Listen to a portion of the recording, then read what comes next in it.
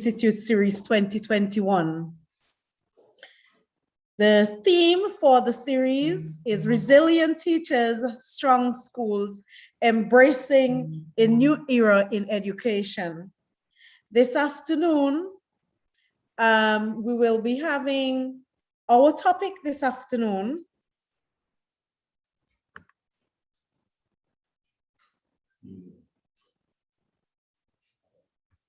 I'm not getting right.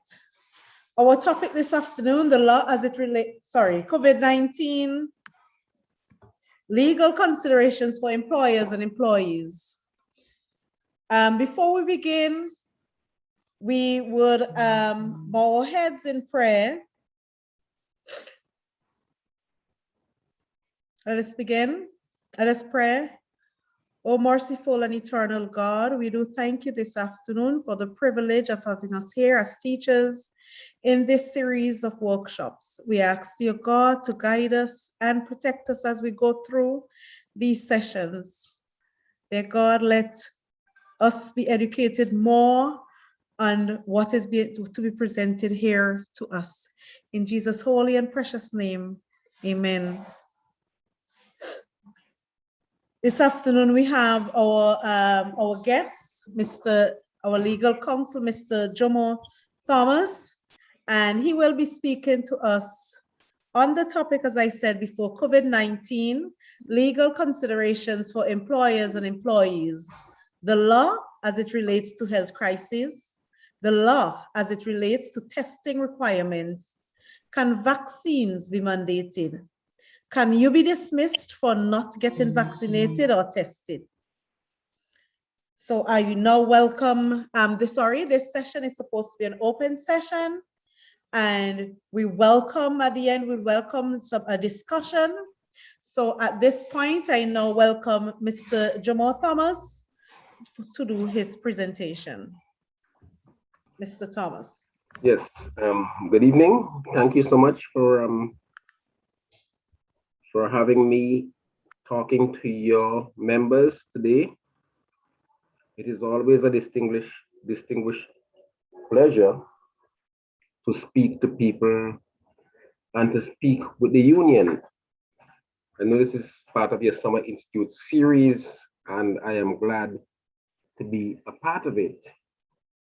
Your topic is one which is very germane, critically important at this time. And hopefully, when I am done,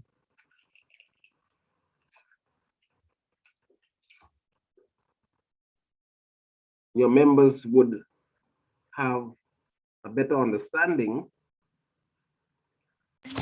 would ask the necessary questions that would assist us in coming to some conclusion as to what your rights and responsibilities are.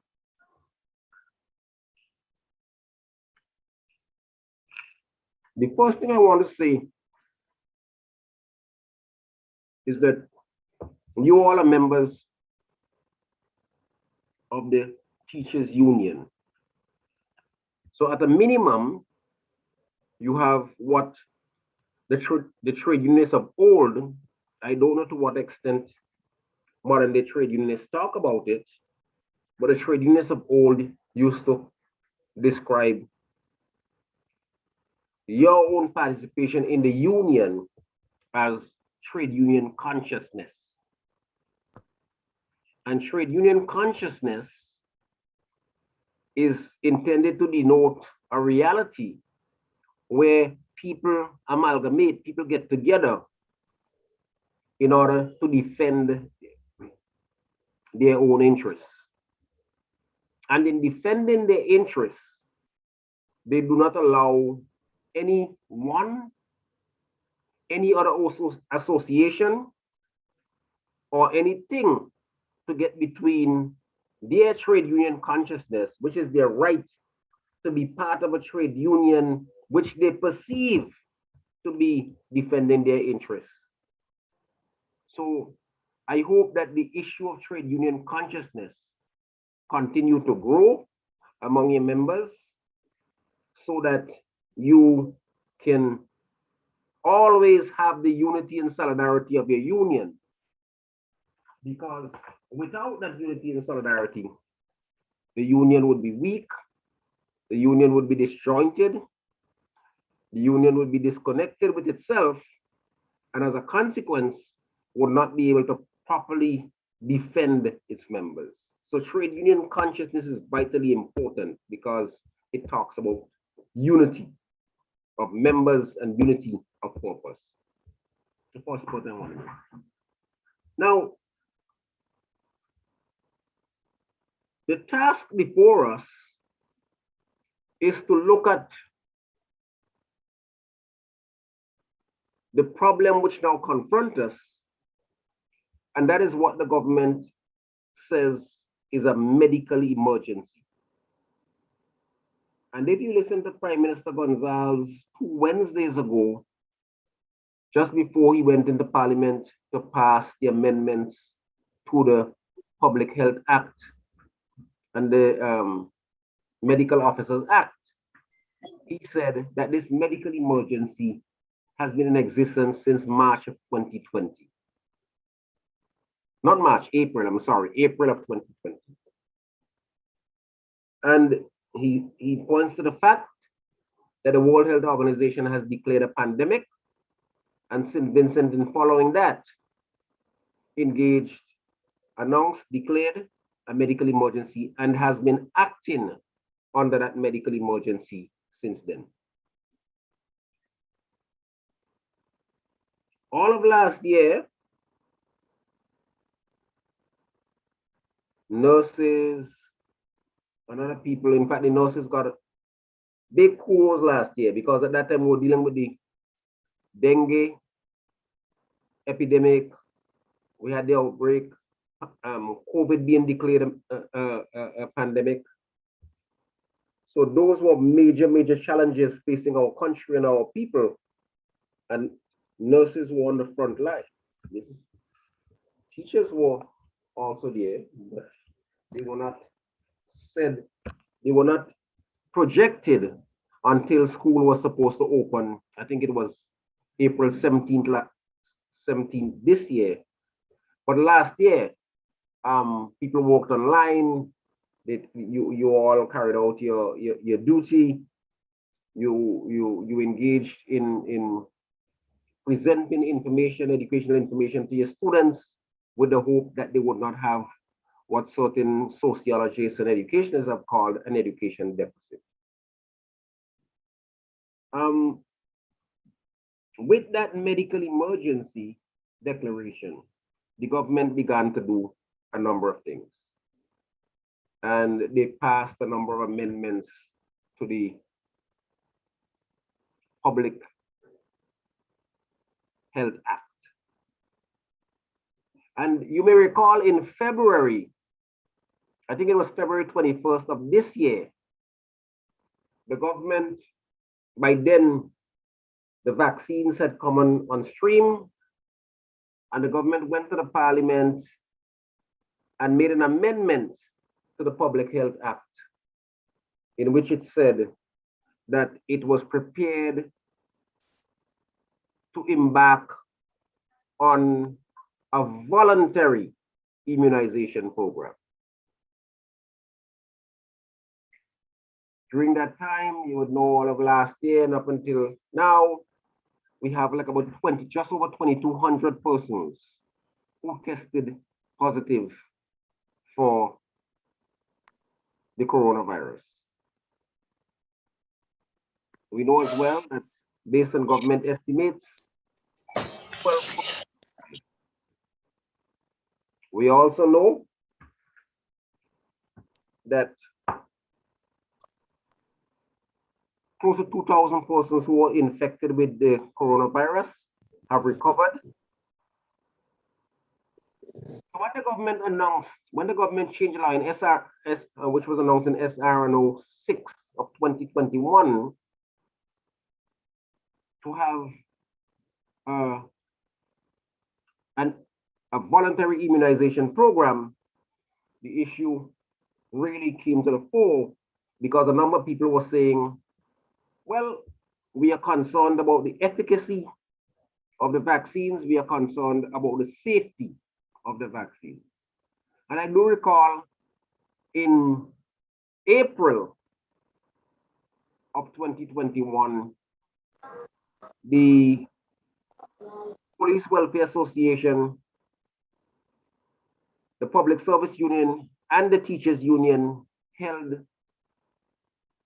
a press conference at the Methodist Church Hall in which it announced all of these unions, including your union, announced their opposition to the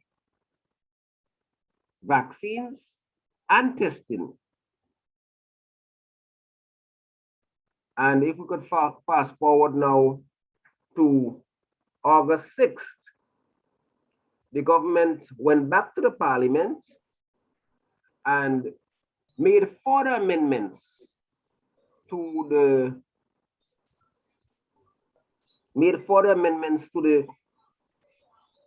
Public Health Act and the Medical Officers Act. As it relates to the Medical Officers Act, the government made two changes. Well, one of the changes. Amnesty, I need me boom boom speaker. One of the change was to make the final, was to grant, put in the lap, give the chief medical officer the authority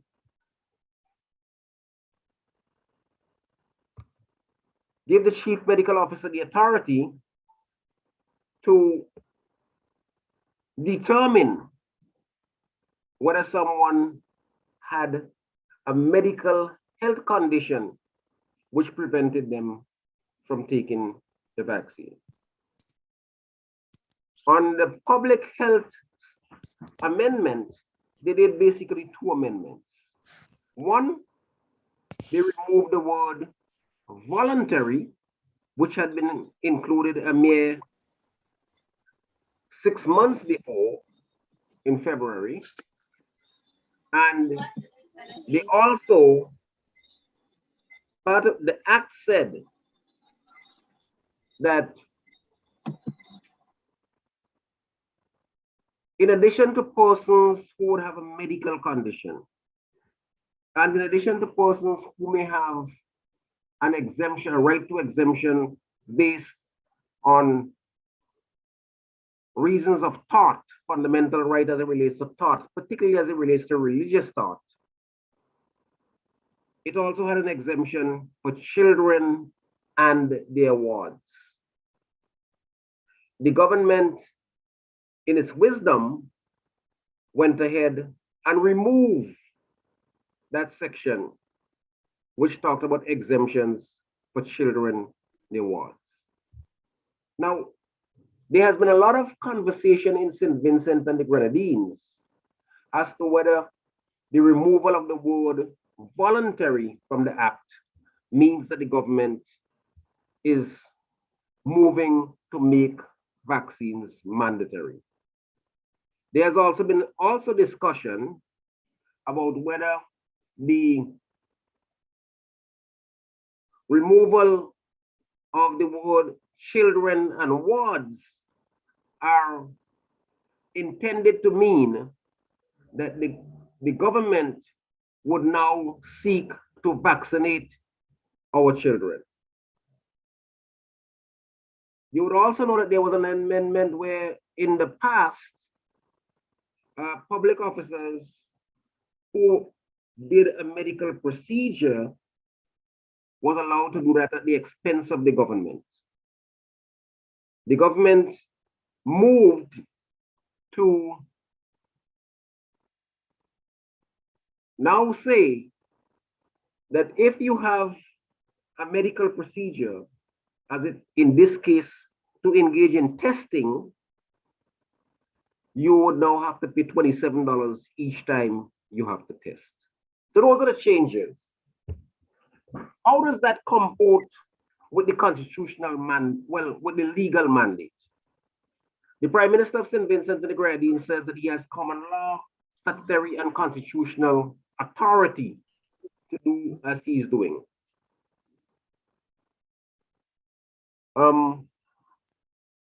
And until recently, his point was that he had common law and statutory authority to respond to make good a safe environment for the people of St. Vincent. In other words, once the government can assert a health and safety concern that it could have, in the face of an infectious disease, it could have engaged in certain acts, and in this case, immunization, vaccination of people. I am of the view that while the statute and the common law allows the government to do as it purports to do, it cannot do it in the way in which it is proceeding to do it. So, for example,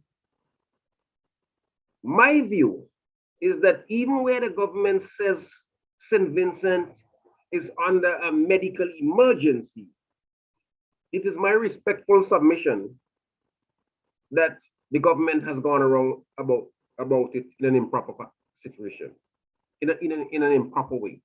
I don't think that the government can simply declare a medical emergency without invoking the constitutional provision, and the government has not yet done so. Prime Minister Gonzalez, in a retort last week in the paper, said, we could do it under the statutory law. I think he's wrong, because the Constitution of St. Vincent and the Grenadines says, Section 17, and you all can Google the Constitution, bring it up and look at it for yourself. Section 17 says that an emergency, a state of emergency, can be declared under a number of conditions. One, we can declare a state of emergency if St. Vincent is at war with another country or countries. That's 17.1. And 17.2 says that we can have a medical emergency, specifically think of a medical emergency. Section 17.2 says that we can do that if we have outbreak of fire, earthquake, volcanic eruption, pestilence, and an outbreak of pestilence or infectious disease. I think in this case, we are talking about infectious disease. But the government has not gone ahead and invoked Section 17.2b, which speaks to pestilence and infectious disease. So in my respectful submission, and I mean, great minds can differ, we fight about this all the time in law, whether the government has gone about doing what it has done in a proper legal manner, in a constitutional manner. My view is no. Prime Minister's view is that, yeah, we don't have to bother with those niceties. We can do it without invoking the state of emergency powers that are grounded in the Constitution. Now, an unfortunate thing happened on the 6th, and that has taken away a lot from the discourse which we have been having. Because you remember, you all may recall, on the 5th, the union, your union, the public service union, the teachers union held a press conference and laid out what it perceived to be the problem. And all of the legal representatives, well, the representatives of the unions themselves made excellent presentations in my mind. And the legal persons also made presentations which pointed to the law. So I remember Mr. Bruce went through step by step what were some of the changes made in the act. Ms. Barnwell talked about the act and the law, but she also pointed to the World Health Organization document on moral and ethical standards. And she also pointed to the fact that, in fact, the chairperson of that press conference, the nurse, her name eludes me now, went back to that after we were all finished and talked about that document and where the World Health Organization itself says that childhood vaccines are different from these vaccines. We know, for example, that these vaccines have only one emergency use authorization from the World Health Organization. We know that the FDA, the American Food and Drug Administration, the World Health Organization, and the CDC have said that these vaccines are investigative vaccines. All of you are teachers. All of you know what the word investigative means. If we're talking here about investigative, it means that we don't have all of the information and are consequently still in search of answers. So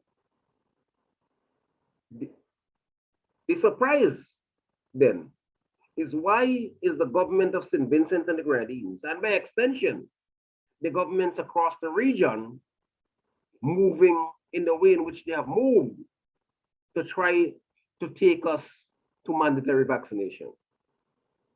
Evidently, and I spoke to somebody who is pretty high up in the government administration, that the government is under tremendous pressure to do the vaccination of every man, woman, and child in St. Vincent and the Grenadines. Now, how must the unions respond? And how have the unions respond? I think the unions responded well in April, and they have responded well on the 5th with their press conference, and they responded in a proper manner on the 6th when they joined the picket line in opposition to the mandatory vaccination. Unfortunately, on that evening of the 6th of August, some people who get a thrill out of quote unquote dogging Gonzalez, threw bottles at him, threw stones at him, and he ended up being injured. And since the 6th, the conversation tended to be shifting, because rather than pointing to the fact that Gonzalez, who probably was the most cavalier of Caribbean leaders, if not world leaders, on the issue of vaccination, all of you may recall when he said, "Don't come to me, want to shake my hand with no glove. Don't come up to me with no mask. What happened if a popular man in a village die? Would you send them an email? What happened if a woman 100 years? How you wouldn't go and celebrate?" One of the most cavalier persons on the issue of vaccines turned out, as it stands now, to be the Caribbean Ayatollah Khomeini on mandatory vaccination. So he has gone 180 degrees. Whereas he had been the most cavalier and lax on the point, he's now the most aggressive, intending to move against the rights of people. Now, what are the rights which the government appear to be going after?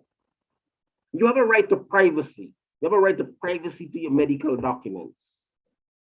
Many of you would have doctors whom you may have been going to for years, some of you for decades. And that doctor has been treating you and telling you what might be your problem. The government is now saying that we are not going to accept what your doctor tells us. If you're seeking a medical exemption, you would have to reveal your medical records to the chief medical officer, who may in turn assign some other medical person to look at your medical records.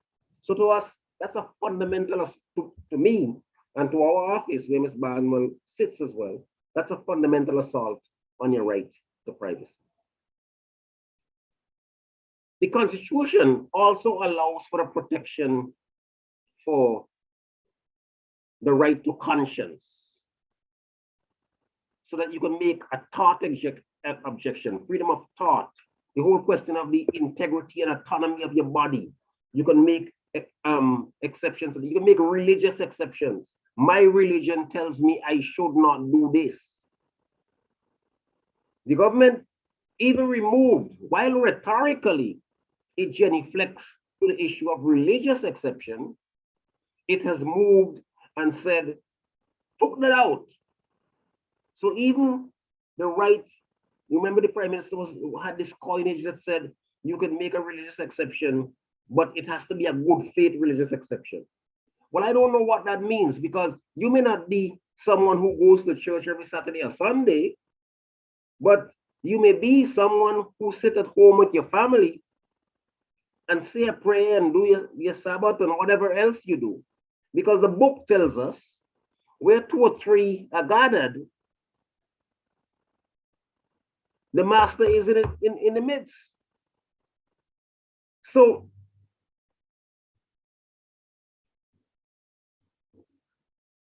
right, thanks Lady Valentine for telling me it was on the 5th and the government passed the act on the 6th in the early mornings of the 6th. So, but even there, the government now wants to tell you, I am going to dictate to you whether the strength of your religious feeling is sufficient to allow you to be accepted. Otherwise, we are going to say to you, you must be vaccinated or else.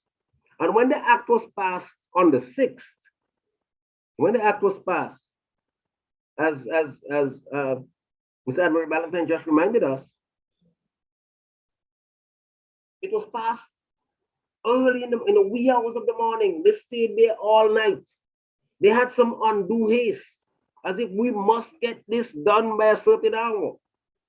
And they passed that. And the conversation kind of shifted because the Prime Minister was injured. And sometimes, when we do certain things, we always have to think, what are the consequences of the action? What would come of this? What good would come of it? What bad would come of it? My view is that by that injury to the Prime Minister completely diverted the conversation which we were having in St. Vincent. Because it is my view that on that demonstration on that day, for the first time in 2 decades, people had broken the fear barrier.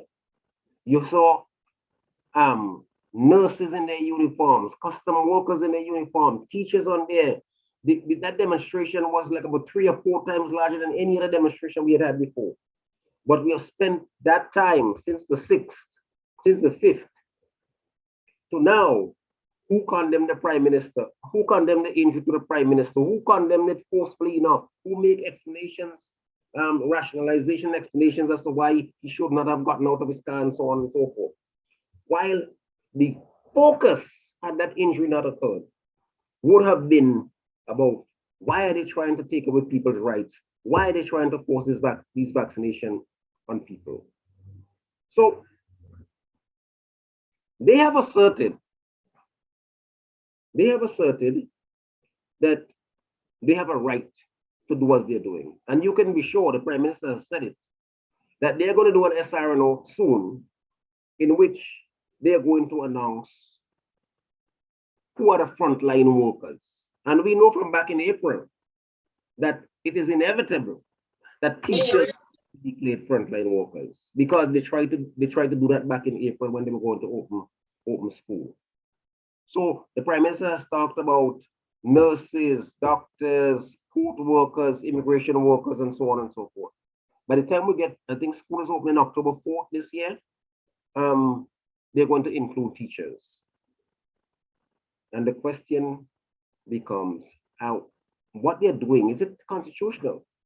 The government has, and its talking heads and its communications people have said, yes, once the Prime Minister says we can meet common law, we have met common law, statutory law, and constitutional muster. That is to say, everything that they intend to do, they're of the belief that it is legal. And the Prime Minister, in his most recent articulation in last weekend's paper, says that the requirement is that what is legal, not legal, what is reasonable. and what is reasonably justifiable in a democratic society. In fact, those words come directly out of cases. Now, we believe that the issue of reasonableness is not sufficient because courts, including the Privy Council, which is still our highest court, has said that yes, you have to meet the reasonableness standard because what you do must be reasonably required in a democratic society. And they're simply saying, oh, we have any medical emergencies, so we should do everything. We can do anything we want. But the highest courts, in our Court of Appeal and the Privy Council have said, that's not sufficient on the reasonableness. You have to prove that what you're doing is necessary, that what you're doing is the least restrictive intrusion on the fundamental rights of citizens, that what you are doing is proportionate. And it is my respectful submission that while the government may articulate reasonableness, I don't think what they're doing is proportionate. I don't think it is absolutely necessary. And therefore, that is where the challenge would be. Look, governments can do every and anything they want. You are a teachers' union.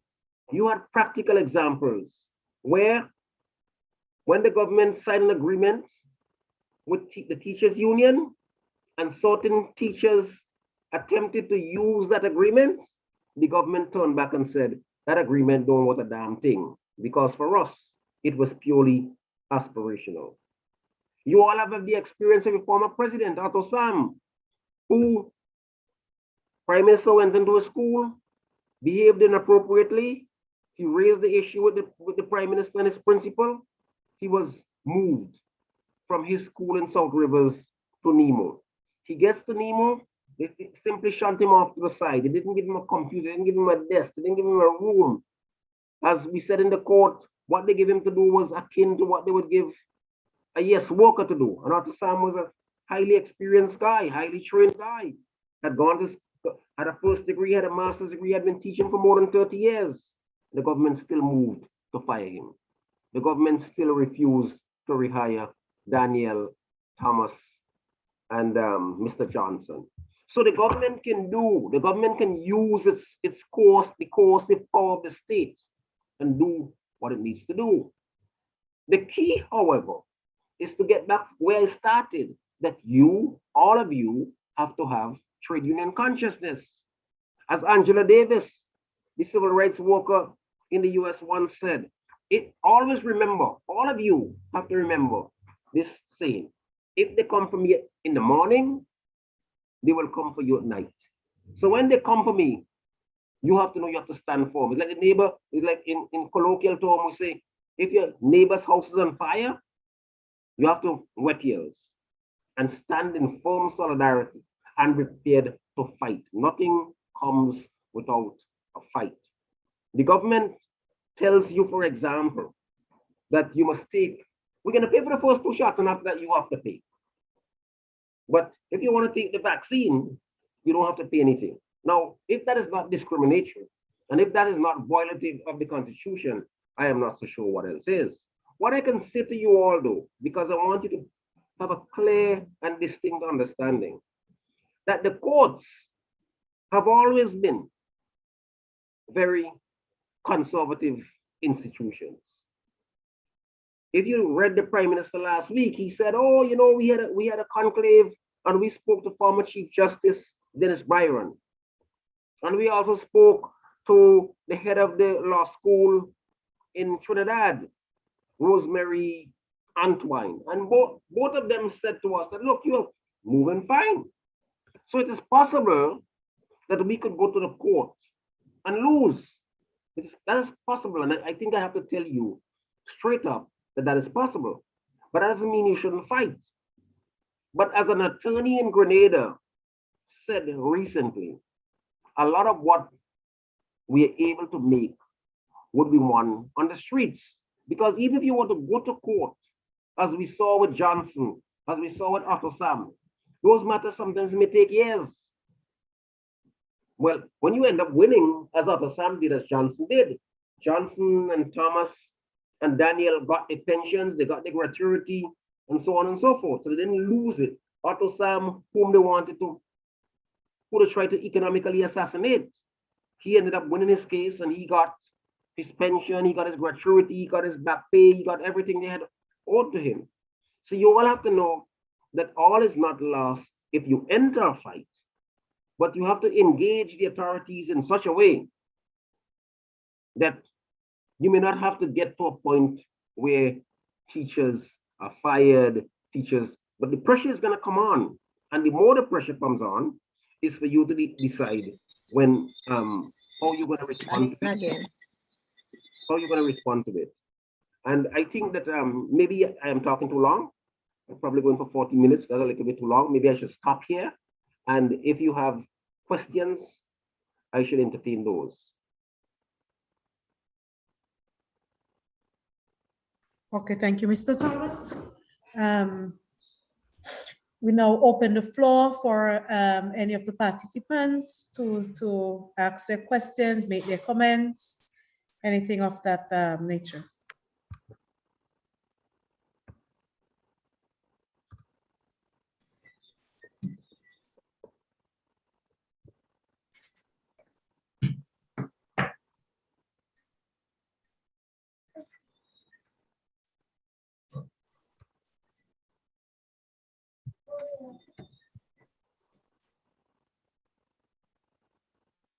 I saw a comment here, which I think is critically important. I'm not sure if everybody followed it, but I think it comes from Mr. Anthony Stewart. And Mr. Anthony Stewart is saying to us that I am fully vaccinated, yet I tested positive for coronavirus.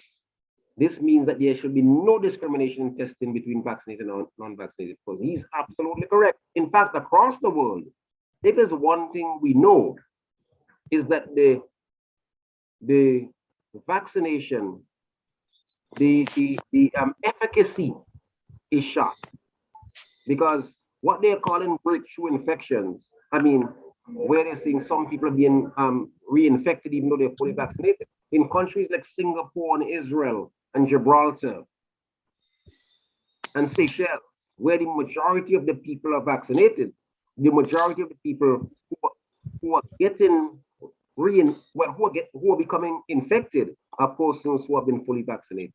So that's a critically important point.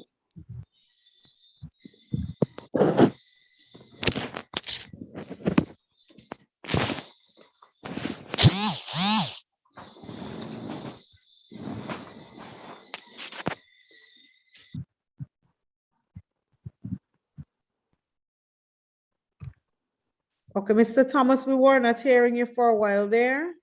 Oh, are you hearing me now? Yes, we are hearing you now. What I was saying is that I think there's someone had mentioned that because it says, I am fully vaccinated, yet I tested positive for COVID. This is in the chat, so everybody can read it.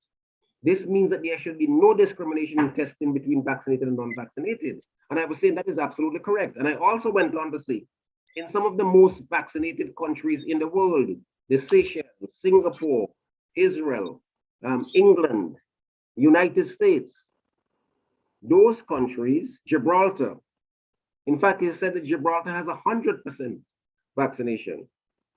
Yet, the vast majority of persons who are becoming infected are persons who are fully vaccinated. So the point that Mr. Stewart makes, arguing against discrimination between who should be tested, is absolutely correct.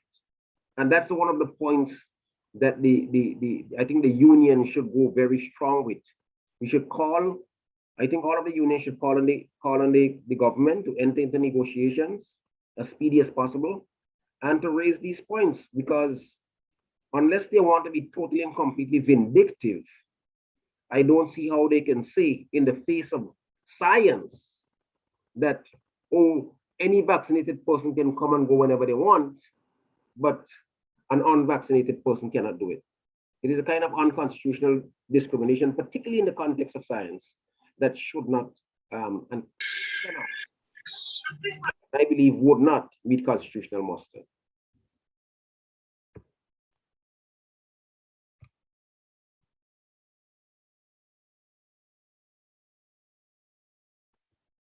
Somebody's asking, did the teachers union recover costs? No, we're still fighting on costs. This government is an amazing government. I mean, we're still fighting costs on the Ottosam case. We're still fighting to get costs on the teachers case. Johnson, Daniel, and Johnson, Daniel, and Thomas. We did a case with way back in 2013, Elena Allen. The government, no, this government does not respond to the authority of the court, or it responds when it feels like responding. All of those cases, the government clearly made, this court clearly made the declarations. You must pay costs, and the government has refused to pay. We did a case where the court awarded the litigant $500,000 in compensation and damages. The government has refused to pay, and now the interest is more than the $500,000, which the court ordered the government to pay. So this is a government that flouts the authority of the court, but we just have to keep on pushing, because if we had not pushed, Daniel and Johnson and Thomas would not have gotten their pensions and their gratuity. Neither would have Otto Sam. Neither would we did one for a young man down in Union Island, Mr. White, Jamali White. They wanted to arbitrarily move him in Union, bring him up here to work at Maritime. We sued and we won. But I'm saying that while we can sue and we have a fairly good record suing on these matters, this one may be a little bit more ticklish because they're going to assert the reasonable required thing. And if Gonzalez can say that a former Chief Justice of the Eastern Caribbean Supreme Court and the head of a law school, the one in Trinidad, could say that the government is on strong legal footing, we know that we have a fight ahead, but this is not to say that we would lose the fight if we ever get there. The thing for us to do is to enter into negotiations tactically and strategically to ensure that we can foreclose any kind of situation where we may put our members in jeopardy. But if the members have to do what they have to do to ensure they protect their rights, well, by all means, the union should do it and the members should support. Okay, Ms. Yokan has a question. Ms. Yokan, you can go ahead. Yes, just for clarity, I would like to ask Mr. Thomas whether the law that the government passed, if it's unconstitutional, and if so, why it is. Well, I thought I alluded to that. I said my view is that the government is working on a medical emergency, but I don't think the government said it has declared a medical emergency, but I don't think it was proper. Procedurally, it was proper. I don't think that not that I don't think, I know that they have not invoked the constitutional provision having to do with emergencies. So that's a procedural point. But on the substantive issue of law, the government has repeatedly said that, oh, we are doing what is reasonable, and the Constitution says that we should do what is reasonable. And the case law talks about what is reasonable required in a democratic society. What is reasonable, what is the least restrictive act that the government can take to carry out its policies effectively. We know, for example, the government, the whole question is what the government doing necessary is another legal standard. What the government doing proportionate to the challenge that it has. All of these are legal standards that courts have established. My view is that the government cannot show that its action is proportionate. The government cannot show that its action is absolutely necessary, because as Mr. Stewart told us, and that is not discriminatory, as Mr. Stewart told us, he's fully vaccinated. Unfortunately, he still tested positive for COVID. There's another question. There's a lot of evidence which is growing now. In fact, I saw a group of 10 doctors in Jamaica who have been practicing for, on average, 40 years. So they have like about 400 years of experience among them. And they have called on the government of Jamaica to use ivermectin as a treatment There are studies showing that in India, ivermectin has proven to be highly effective as a treatment and as a cure against the coronavirus. But this is not being used in many countries across the world. And the question is why? The answer many people have offered is that ivermectin is much cheaper. It is easily to administer. It is not as it is not as invasive as the vaccine. I saw something that says when you take a vaccine, you actually add in 40 trillion molecules, foreign molecules into your body. So on the issue of what is legally required? What is least restrictive? Is it necessary? Is it proportionate? I don't think that the government has strength in those areas. And consequently, I would say the efforts and what the government has done so far may not meet constitutional muster. But that is me, Joe Motama, speaking here. And we would have to weigh this and find this out when we get to a court of law, if we ever get to a court of law.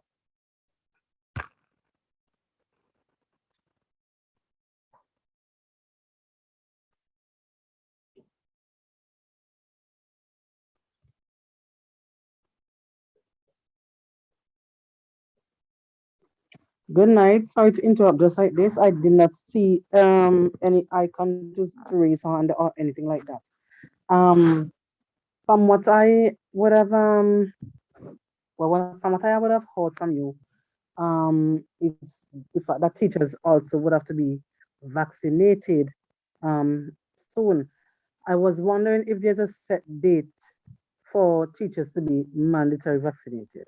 Well, there's no set date yet because the government has not put out the SRNO that says who are these, who it would declare as frontline workers.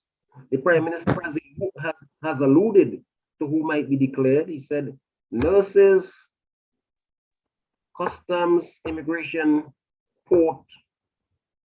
Those are the people he talks of. Police. I think he's going to get there. And as I said, if we remember what happened back in April, the pressure that was being pushed on teachers just before when it was scheduled to open on April 17th, I think it was, we can almost be certain that teachers would also be declared frontline workers, and consequently the requirement would be for them to be vaccinated. The law which the government passed on the 6th also removed the exemption to children and wards. So it means that the government is going to make a push for students to be vaccinated. And if it makes that push for students to be vaccinated, we can almost be certain that it would also endeavor to have all teachers fully vaccinated.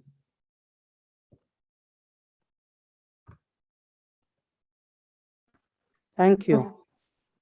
Thank you very much. Okay, there's from Miss Anne-Marie Ballantyne. Mr. Thomas, I realize that the PM often refers to guidance from Professor Antoine, but I observe in her writing that she does not make a distinction between childhood vaccine and this vaccine. What do you say about her guidance, therefore? Well, I think that Professor Antoine is absolutely incorrect. You see, I think with the deepest of respect, because look, Professor Antoine is the head of a law school in Trinidad. I am Jomo Thomas, who has been practicing law for 25 years. I practice in New York. I practice here in St. Vincent. I practice in Grenada as well. So if you put up what Jomo Thomas says with what Professor Antoine says, a lot of people may say, well, let's go with Professor Antoine. But I think she's wrong. And she's guided by a case which was done by the European Human Rights Commission, in which the European Human Rights Commission says that that the Human Rights Court at I think it's at Strasbourg says that the state has a strong interest in ensuring that children are vaccinated.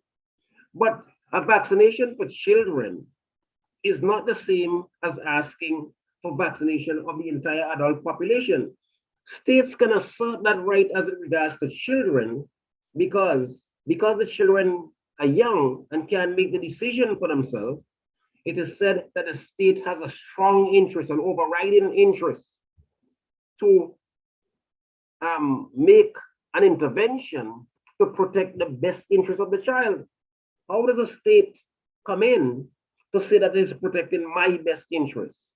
What it tries to do is to say, okay, we may not be protecting your interest, but we want to protect the interests of the broad society generally. I happen to think that Professor Antoine is incorrect. I think that Prime Minister Gonzalez opportunistically is in that opinion because, I mean, he has been around for a long time. He has studied these things. I don't think that he would give a lot of credence to it, but he may want to use it as a propaganda point that here's a top class professor in the region saying what she's saying. I don't believe that she's right. And in fact, the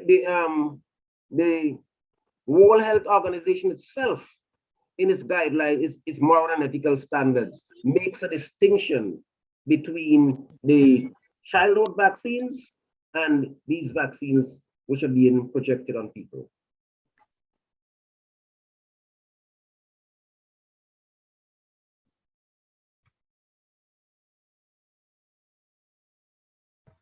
Okay, Dr. Stewart is asking again, what is our position on the wearing of masks in schools? Well, I can't, I don't know what I can't answer that question. That's a union position. That is, look. Well, clearly, if I can come in here, although this is not my remit,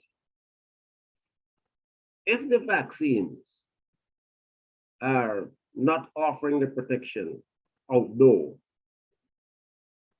then clearly they may not be offering the protection indoor. And the question would be, well, do we use this as a further layer of protection? Because before they had the vaccines, the emphasis was on masking, sanitizing, and social distancing.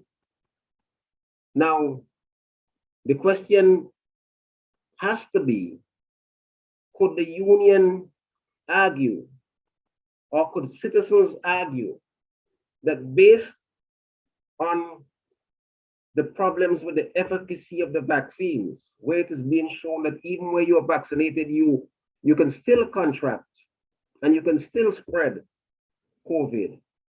Could the unions argue that you are in no better place because of the vaccine, and consequently, let us stay with the layer of protection that were rolled out before the vaccines came into play? Because I am of the view that if the government were to go to court on, or if the unions or citizens were to take the government to court on the issue of the mask, I believe that a court may conclude that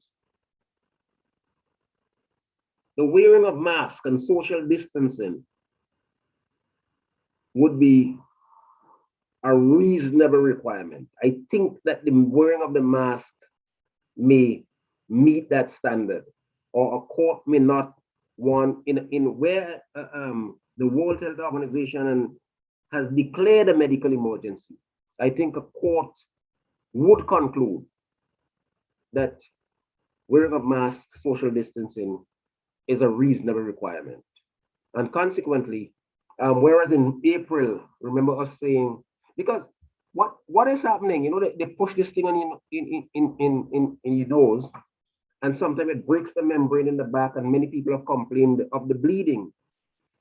Depending on how things go, that may be changed by the end of the year, because the World Health Organization has now said that it's going to discontinue the official use of the PCR test. So hopefully, I saw one gentleman saying, if these countries singularly, some of them, can have a missile, let's say in New York, and they can drop it across the world, someplace in Africa, if one of them can do that single-handedly, and all of them are now working together to try to conquer this pandemic, why can't they do the kind of scientific endeavor to come up with a test that you can put your hand to a swab with your finger in a solution and know whether you are positive or negative? It would seem to me that if something like that is done, then a teacher going into a room, in the same way, like sometimes you touch an electronic gadget to get into a building, you touch it. If you're not medically cleared, then you don't get in. So I am hoping that science would advance to the point where we can deal with that issue of the testing and how we deal with the mask and so on. But I certainly believe that on the issue of masking, the government requirement that you wear mask would be found to be reasonably required.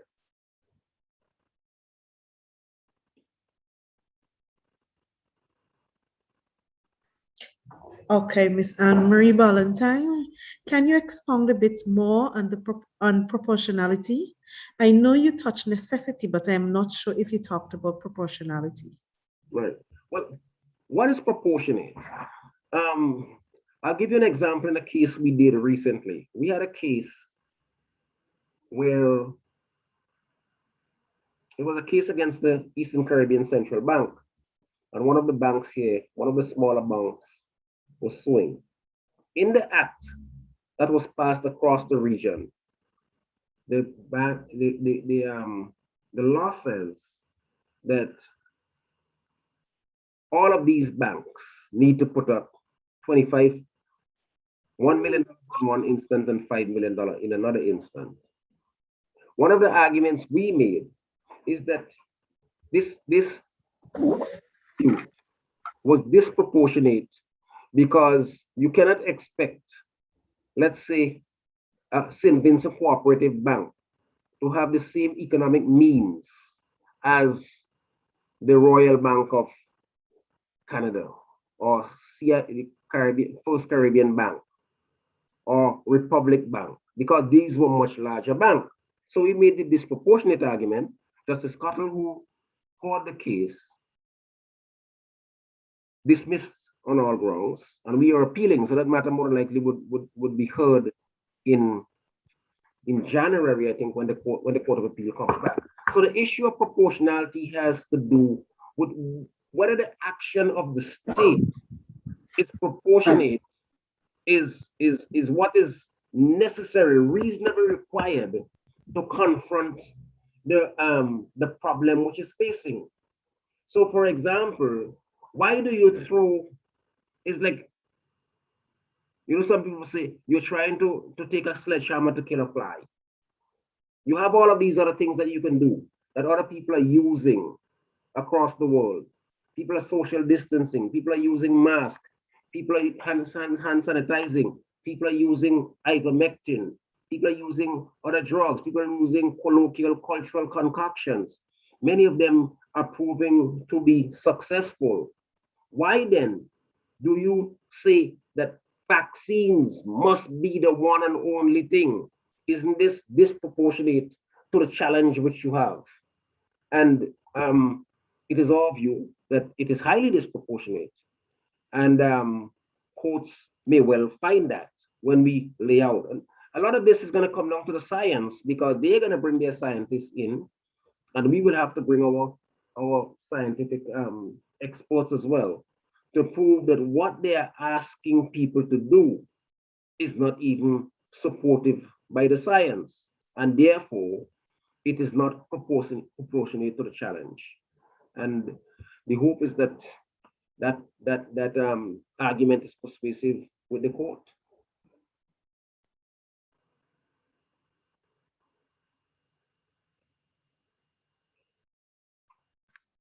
Okay, Dr. Anthony Stewart again. Adequate ventilation is a recommended measure to prevent the spread of the virus. Many schools are poorly ventilated. Can we request that this problem be fixed? I am absolutely certain you can. I don't see any reason why you should not.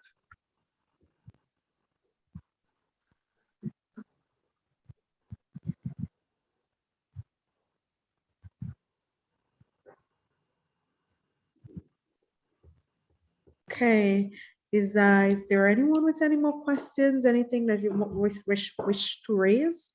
Any discussion, any other discussion that you wish to host around this topic? Good evening. I have a question. Yes, go ahead, Ms. Forbes. Mr. Thomas, my question is this. The union has agreed that if push comes to shove and teachers are asked to vaccinate or else, that we will take industrial action. So my question is, are there any legal avenues that we could choose to go instead of taking legal action, instead of taking industrial action, sorry?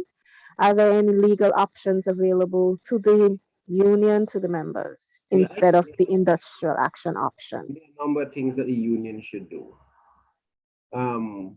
For one, I think the unions should write, and they should write as a block. All of the unions should write to the government and ask for dialogue, to ask for stakeholder dialogue, for there to be a non-confrontational. And you could point to countries. The New St. Lucian government has said it would not do mandatory vaccines. The Barbadian government of Mia Mottley said they would not do mandatory vaccines.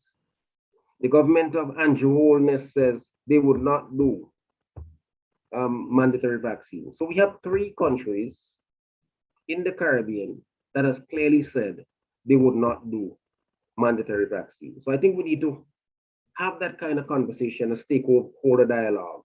But at the same time, I think that the unions have to do a whole lot of other things. I think a lot of it relates to being in constant contact with its members, ensuring that all of its members are on the same place and are willing to engage in actions which may not necessarily constitute industrial action, but would be indicative of the solidarity which the members have. So, for example, I suggested to some of the union leaders that I met on Sunday that for the foreseeable future, the union should try to see if it can get as many of its members as possible to show solidarity against the mandatory vaccine. So, for example, assume all of you on your WhatsApp status have my body, my choice, no to mandatory vaccine. That goes around. Every time you call somebody, every time you ring somebody, that comes up. People get a feeling that yes, teachers in mass are with this. That you can have a campaign where you speak out on radio, you call in more often, you make your voices be heard. So, for example, the Prime Minister is always on issue at hand on Sunday on one of his propaganda programs. Teachers should call into that and let him know how you feel. Why are you pushing this on us? Why are you not having dialogue with our unions? Why are you not looking for greater buy-in? How does this comport with democratic best practices? How, all of those things I think you need to raise. Don't leave that platform for him and his mandatory vaccine mantra. You intervene and speak to it and talk to other people. Do your work in your villages and in your towns, in your communities. You say, look, I'm committed to doing this hour every day. I go home between 5 and 6. I'm going to speak to my neighbor, because you want to build that solidarity, and that solidarity can only come through understanding. If push comes to shove, then the government is counting, because if you remember, the government's propaganda after the demonstration on the 5th was that, just about 200 people was there. Now, if the government says 200, it's like about 600 or 800 people who were there. Because the government would always try to downplay the amount of people who were there. But you have to make sure that whenever there's an activity, you have to stand firm with your union, and in standing firm with your union, you're standing firm with yourself. Because if the government feels that most teachers are not going to stand firm, even though they're supporting an action, or they're sitting back watching and waiting and watching to see what would happen, then the government would function it to conclude that the majority of teachers are not supporting, so therefore let's take a hard line. The Prime Minister on Sunday, I thought, said something significant. He said about 70% of the nurses are unvaccinated. That's an important stance, because two things are happening there. One, the nurses are very, very conscious and are prepared to defend the integrity and autonomy of their bodies, and they're not going to do this voluntarily, particularly in the face of a lack of transparency on the part of the government. Interestingly, in St. Vincent and the Grenadines, nobody died from vaccine, nobody have been adversely impacted, and that's the case across the Caribbean. The second thing, so they may have been firm in their view against the vaccine because who sees it knows it. People who get injured have to go to the hospital, and they may well be seeing what is happening to certain people who may have taken the vaccine, and as a consequence, they're saying, hell no, I ain't taking that, if that's what the issue is. And that is why now the government would have a big fight enforcing them. In fact, I believe part of the reason why the government has not pressed even harder to the nurses, because they're probably afraid of an explosive expose where nurses would begin to say, the reason why I'm not taking this is for X, Y, and Z. This is what I've seen, and so on and so forth. Because the government has gone harder against teachers back in April than it has gone against nurses. And there must be a reason for that. And I think the two that I offered may well be the reasons why the government has not gone so hard against the nurses. The other point, I think, because somebody's asking, Ms. DeCosta is asking, who pays compensation if any of our teachers suffer serious COVID vaccine effects? That's the question. I think when you engage the government, say, look, we don't believe in taking this vaccine and to make it mandatory, but some of our members may want to take it. Why don't the government take on and make a public pledge and tell us where the source of the money is coming from? That if any teacher is injured or has some serious adverse effects, that the government would take care of that person.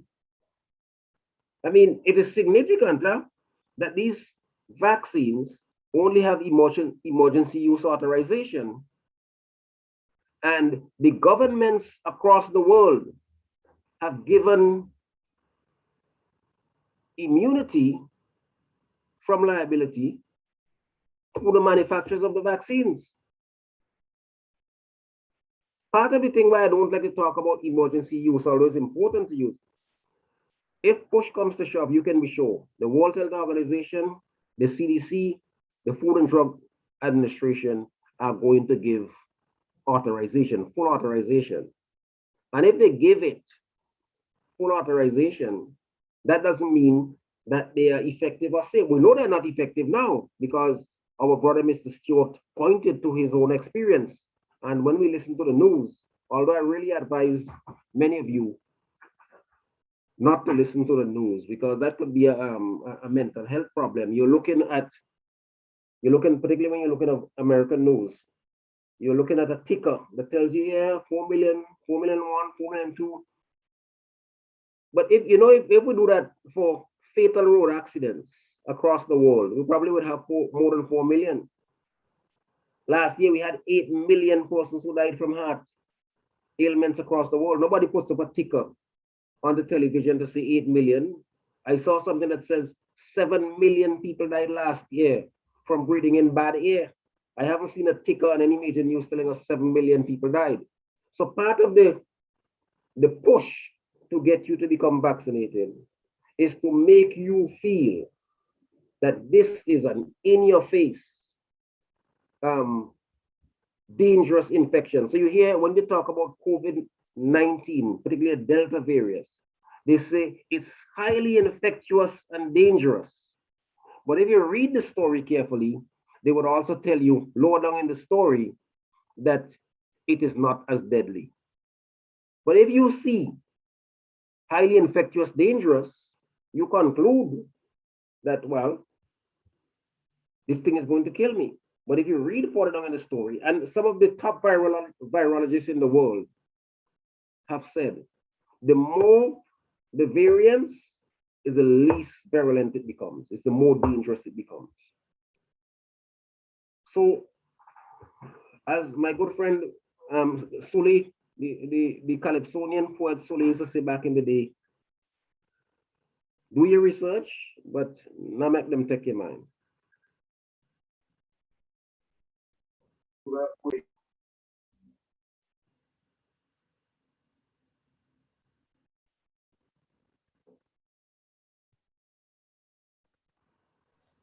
One more question, Mr. Thomas. Back in April, in that week of April 9th, before the volcano erupted, school was supposed to open the following week. And that is where the government, through the Ministry of Education, had said that in order for teachers to attend school, for the reopening of school, they must present either a vaccination card or a negative PCR test. If it comes to that again in, let's say, September or October, what advice would you give to the members at this point and the union? Well, to a large extent, the responsibility, the choice, the decision, because let me not say, as it stands now, I don't think it's much of a choice. The decision as to whether to vaccinate or not is personal. You may decide that I have sufficient information and I think that is my best protection. Other people may say, look, I don't have the information, sufficient information that tells me that my safety is guaranteed. The information which I'm seeing tells me that the vaccine is not as efficacious as it should be. And because there's an absence of longitudinal studies, I can't say whether the safety that's being touted is really something I should follow. And consequently, you would make the decision not to do it. As I said, the issue of the testing may be a little different, because my view as a lawyer is a court may find, if you were to challenge the testing in court, a court may find that the requirement of the test is a reasonable requirement.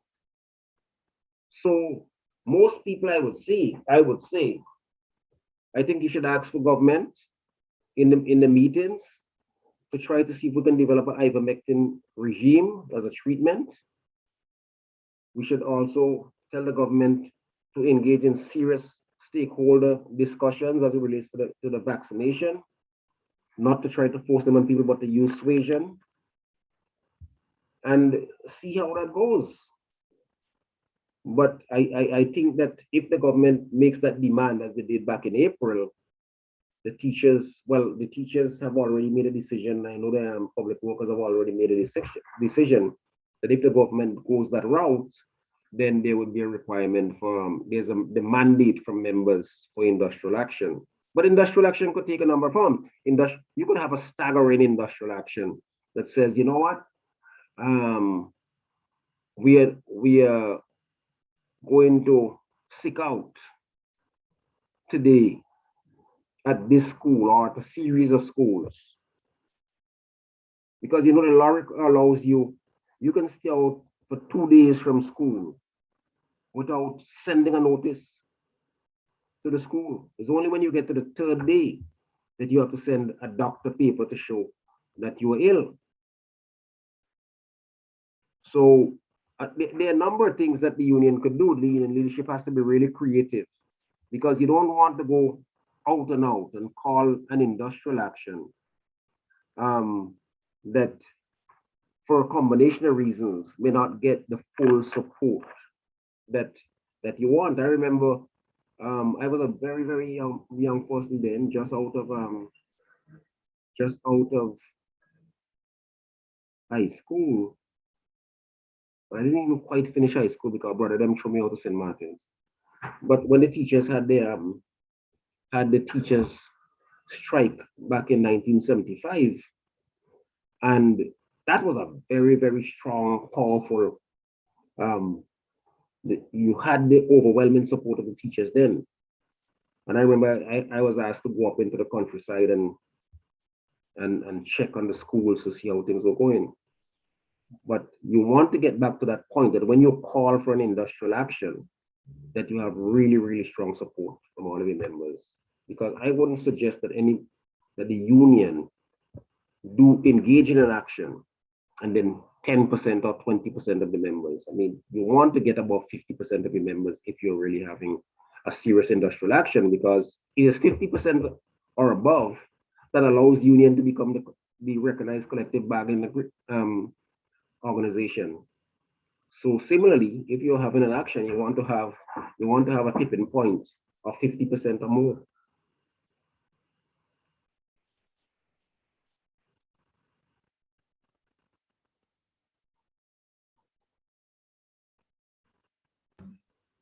Okay, from Gittins, I think I read up there. Mr. Yes. Gittins, I listened to Dr. Grant in the first session.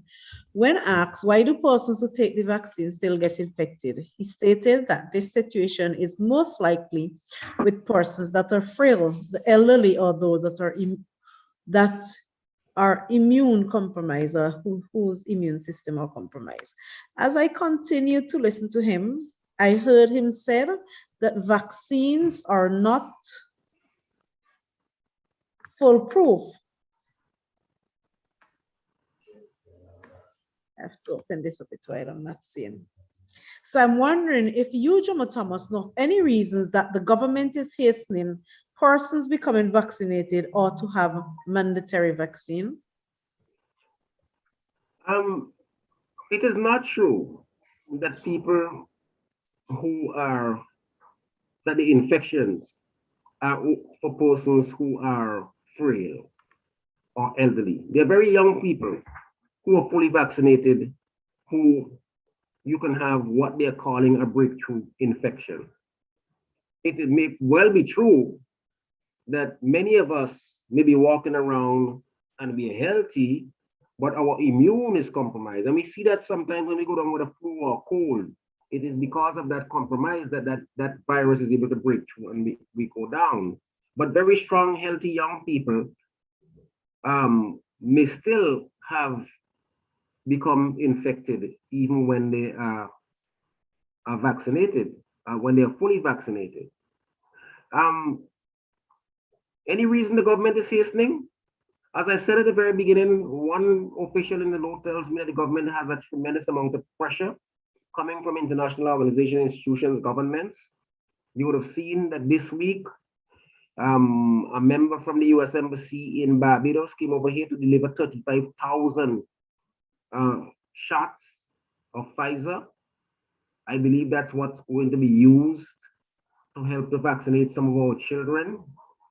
Because you may recall back in April, the CMO, Ms. Kiza, talked about they're trying to acquire Pfizer vaccines to give to our children 12 years and up.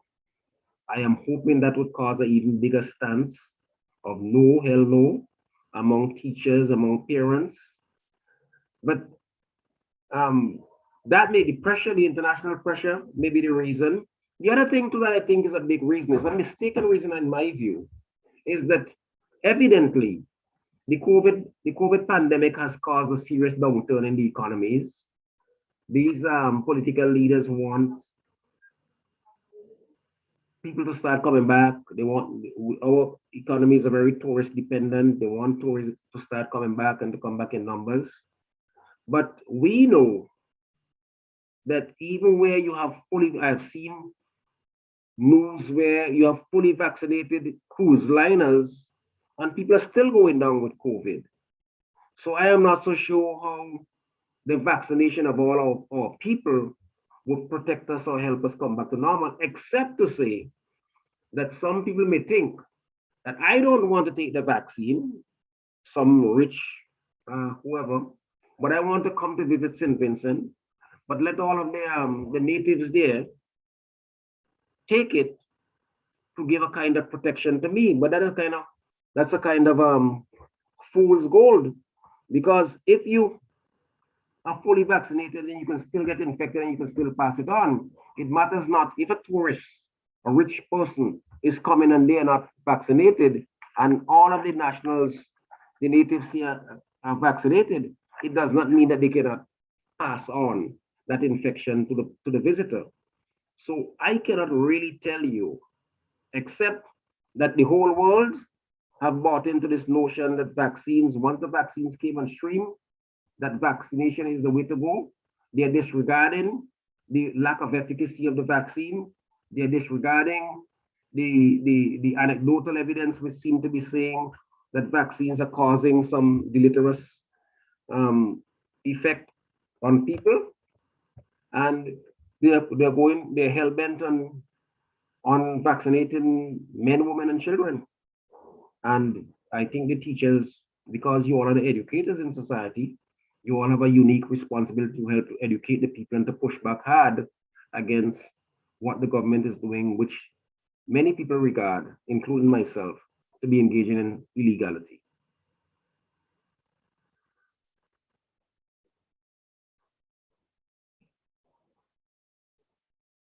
Mr. Stewart is saying we need to help with the prevention of the spread of the virus by facilitating wearing masks, social distancing, adequate ventilation, and sanitizing the schools. That's absolutely correct. I don't think any teacher should come out in opposition to that. But from that to full vaccination is, in my estimation, a bridge too far.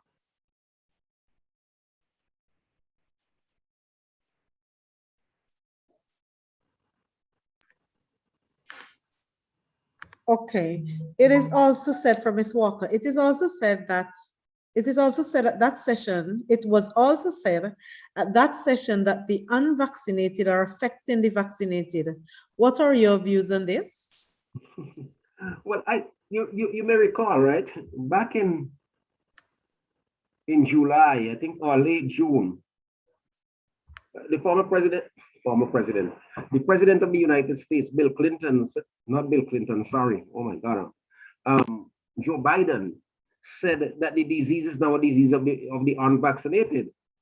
And I don't know why that propaganda is being spread, because we know that there are studies in England, in Israel, in Singapore, in Gibraltar, that are indicating that people who are fully vaccinated are contracting and spreading the illness as much as, in fact, Dr. Walensky, the head of the American Center for Disease Control, said about a week and a half, 2 weeks ago, that a fully vaccinated person may carry the same or a greater viral load than an unvaccinated person. So if that's the case, I don't see how they can say that the disease of the unvaccinated. And since when in the world, healthy people, whether they're unvaccinated or not, become a threat to society? This is the first time in the history of the world that people are saying that I am healthy, I am unvaccinated, I am negative. How do I become a threat to the world when you, who's fully vaccinated, can contract an illness, and you may not contract it from me, you may contract it from another vaccinated person and pass it on and may infect me. So I should be protecting myself from the fully vaccinated, because the fully vaccinated persons may have this notion that they are well protected, but it's illusory, because it is not true that you are well protected or fully protected. What we have now is this idea that even if you get ill, you may not be hospitalized or you may not die. But there was the vaccines are in England recently, a week and a half, 2 weeks ago, and I hope you all are paying attention to this. So what I'm saying is that doesn't sound like mystery. I think it's Zahiwi said that in England, 60% of the persons who ended up in the hospital were persons who were fully vaccinated. He said that one day, and then he came back the next day and said, oh, no, I made a mistake. It is actually 40% of the persons who are become hospitalized are people who are fully vaccinated. But think about that. What is 40% or 60%? That is a tremendous amount of persons who are fully vaccinated who ends up in the hospital. So where is this notion that the vaccinated are the ones who are in? I saw a letter from the UWI, the University of the West Indies Hospital in Jamaica, where they said 99% of the persons who are in hospital there are unvaccinated.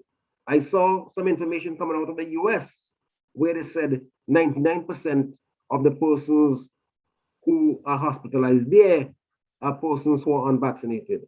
And the British said, which of these stats you want to believe? Is either 60% or it is 40%. Now, if the British are finding 60 or 40% of fully vaccinated people being hospitalized, and the Jamaican hospital says 99%, and the Americans are saying 99%, you know somebody has to be lying, right? Because they're taking the same vaccine. So how could the vaccine be having almost a 50-50 split in England, depending on whichever study you take? And it is overwhelmingly 99% in America or in Jamaica. Can be. I mean, H2O, is H2O? Yeah. Is water. Whether we in St. Vincent, is the chemical formulation for water, whether we're in St. Vincent or South Africa. So if you're taking the same vaccine in the UK, and you were taking the same vaccine in Israel or in the US or in Jamaica, it would seem to me that the numbers cannot be so skewed. One saying 60-40 split, another one saying 99%. But that's just my roving mind. You may see that as something else.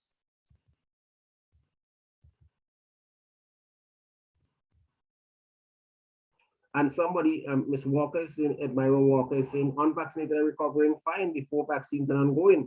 That is the absolute truth.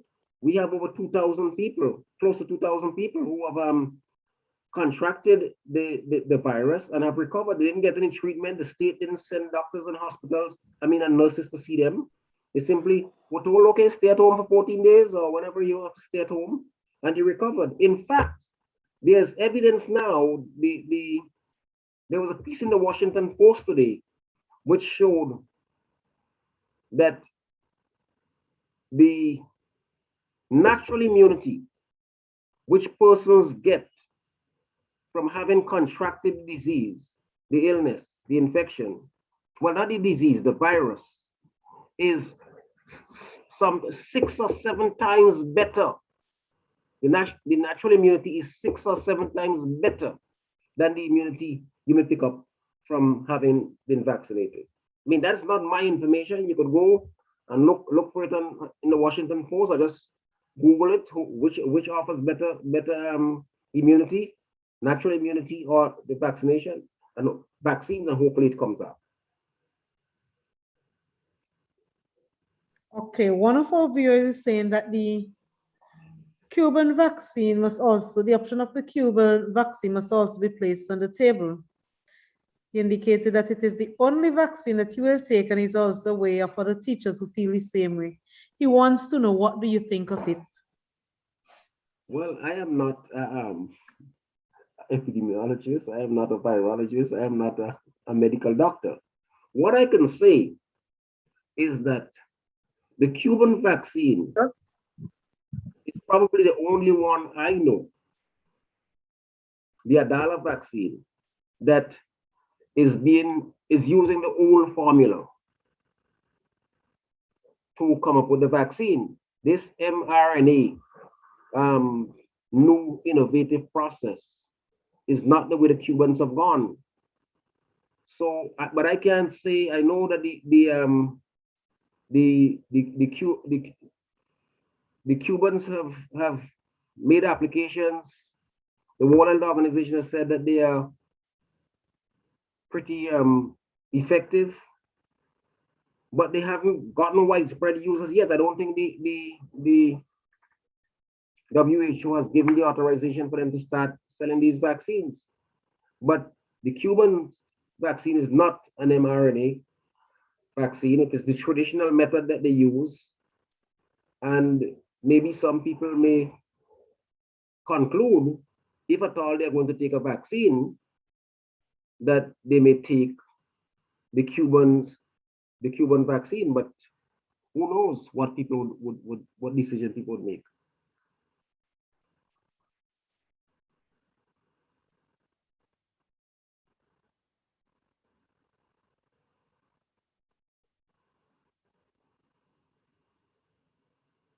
Oh, sorry.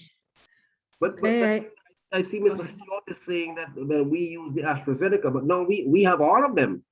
We have AstraZeneca, we have, I think, Sinovac, we have, and we just received early in this week, last week, we got 35,000 vials of Pfizer. So we have it all. And just now, I'm sure we would get some Adala from the Cubans as well.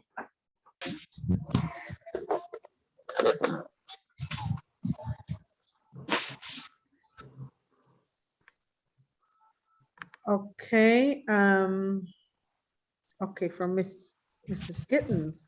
There are some persons in St. Vincent who have already been sent home because they refused to take the job.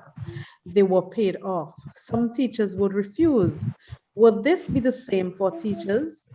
I recall being in the mini mart of the gas station when a man came up right alongside me. I instructed him to keep his distance due to the COVID-19 concerns.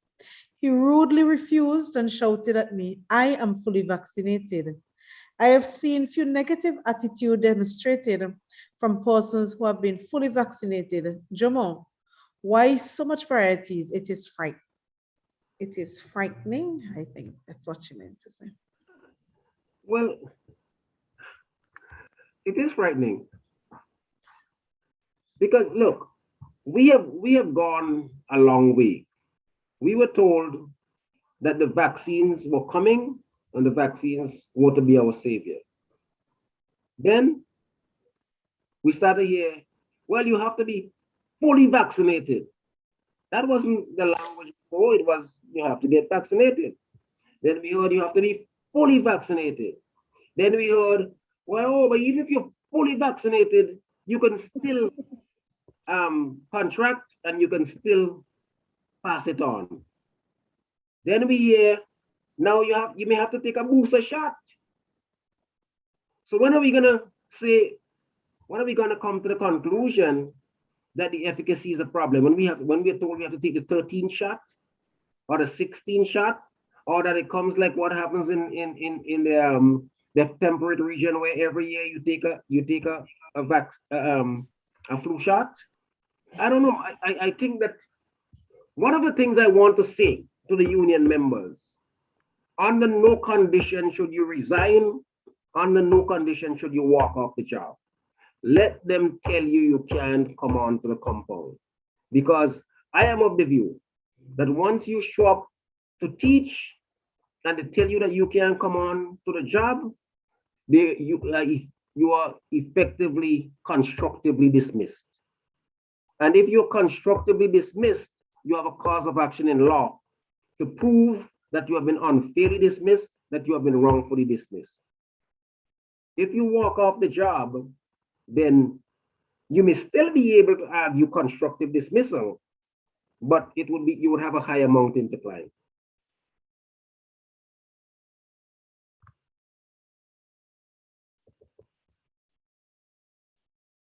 But yes, some people, I know in some private sector areas, some people have been given,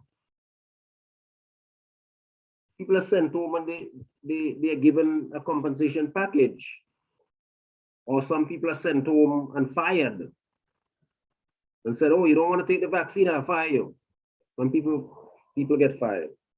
Because the Prime Minister has empowered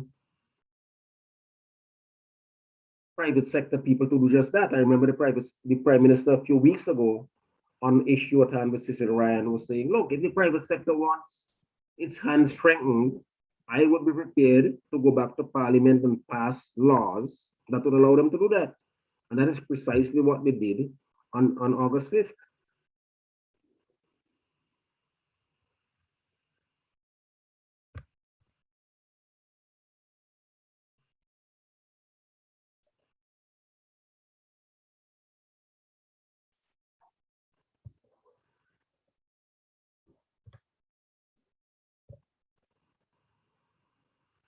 Well, if somebody is fired, question. Thank you. What is the procedure?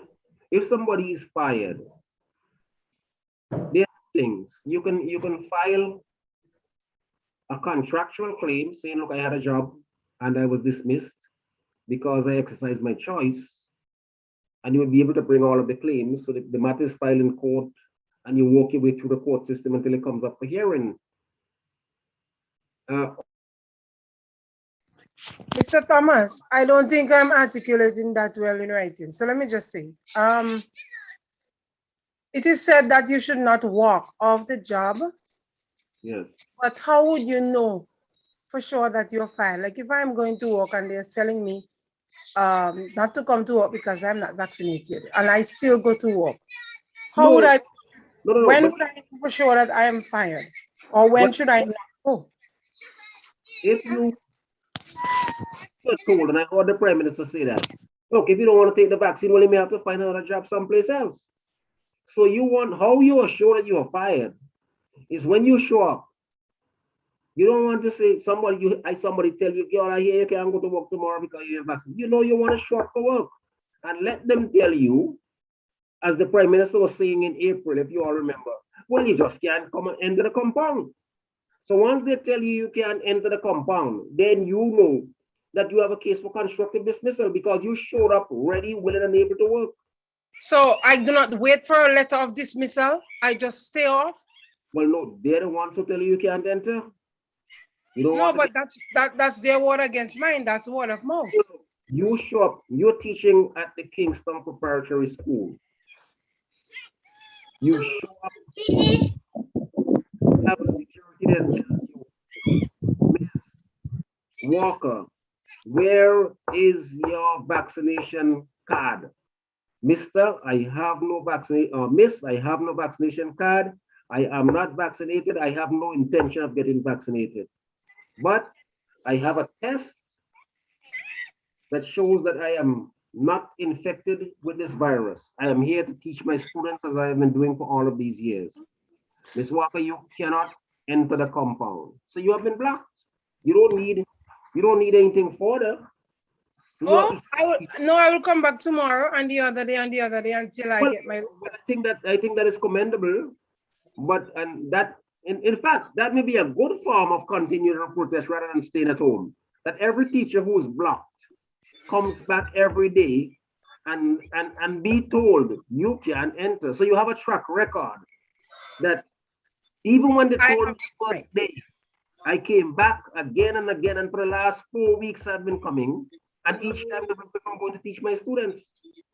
So I think tactically that is a very good idea, rather than just showing up and telling you that you can't enter, you stay at home. The next day you come back and you come back and you come back.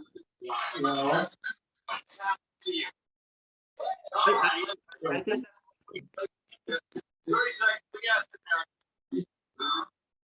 whenever someone likes me, I automatically tip. Somebody has a mic. Yeah. Yeah.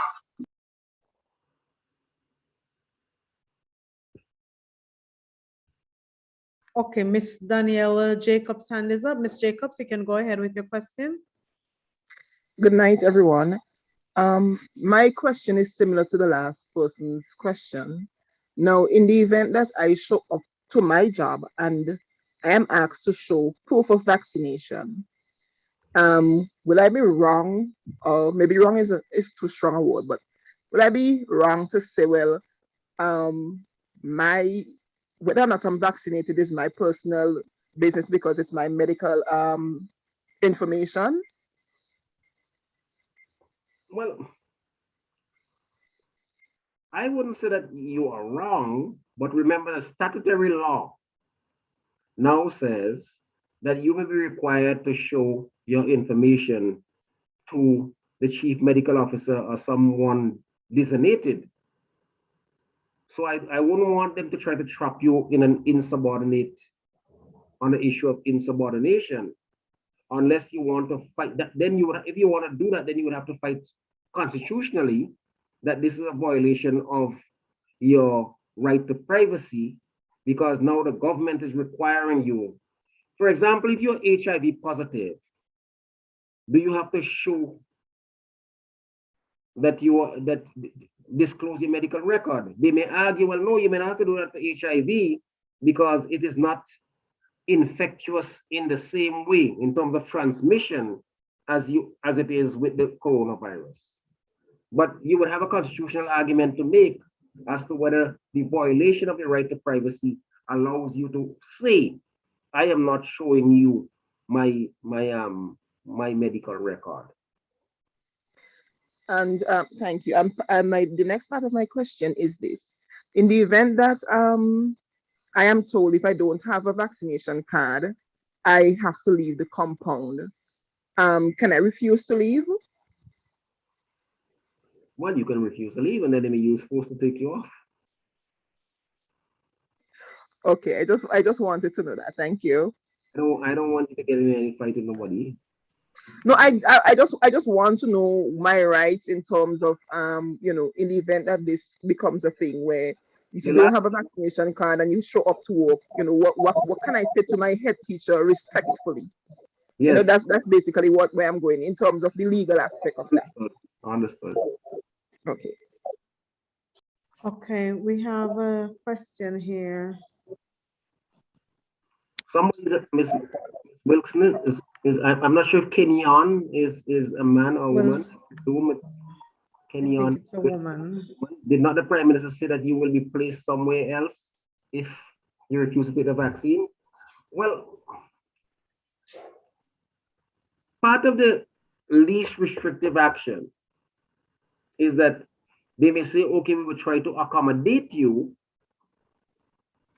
because the loss, for example, on the Protection of Employment Act says that if you sue an employer, and this is for private employer, right? This doesn't apply for state employees. But if you sue an employer and you win on a claim of unfair dismissal, the employer, you can only return to the work if the employer allows you to come back. Or the employer can find some other place for you. They may not put you back where you were, but if they could find. And that shows the weakness of the law, because it is like a law without a remedy. Because why would you be able to go to court, win, and the hearing officer says, look, Thomas, you unfairly dismissed this woman, but then you can't get back your work unless me saying, yeah, I'll take her back. So if you take that, then the question would be how do you are up to them now to say, and you may well find that they may not want to find a place for you. Remember back in 2010, after Daniel Johnson and Thomas failed in the elections, the collective bargaining agreement that you made with the union, section 16 says that you're allowed to go out and participate in the election. But if you fail, you can come back to a position, either the same position or a position of equal rank. But the government simply said there was no available vacancy. Ms. Walker is saying, I missed the question. Would you please repeat the question? I'm sorry if I missed it.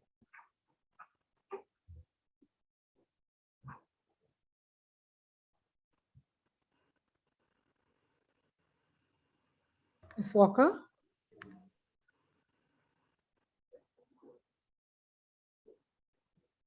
Or I was told, or the person, Chanel, can see what Ms. I. Otley asked a question, yes. Higher up, she asks, Okay. if a teacher gets fired, is that person entitled to any form of payment for years of service?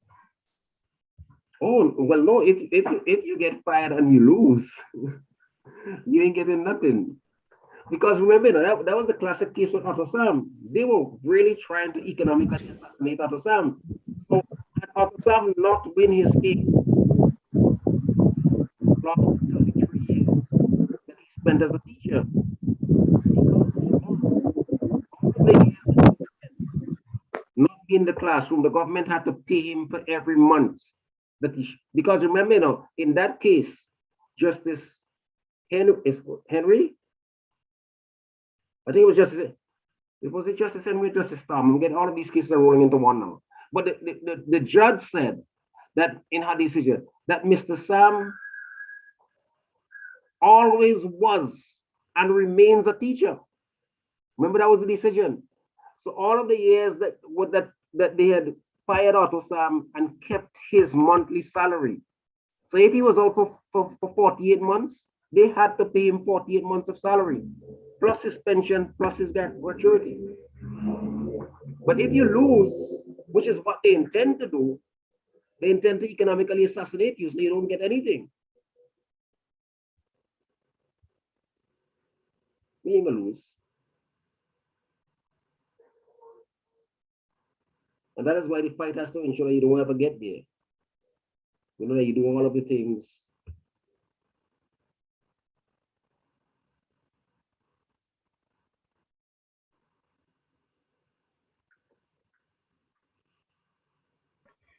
Okay. Is there any more questions from the participants? Anyone filling any more questions? Okay, any show of hands?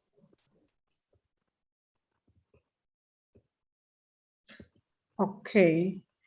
We have reached we want to thank you, Mr. Thomas, for your presentation, very informative, and I'm sure that it was a mouthful for all of us. Well, thank you all for having me. It's always a pleasure when I get a chance to come and speak with. Thank you, we appreciate, and we want to thank all of your participants for joining us tonight. We want to encourage you to also sign up for our next session, Pastoral Care and the Teacher.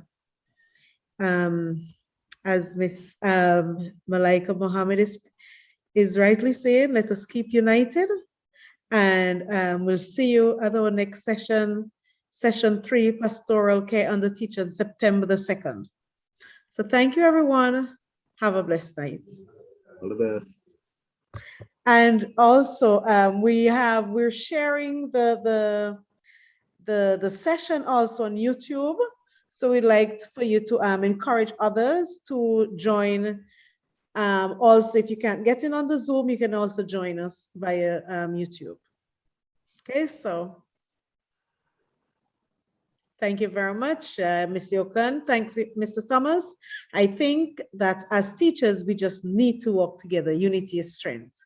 So with this, we say good evening and we close off. Thank you all. Bye.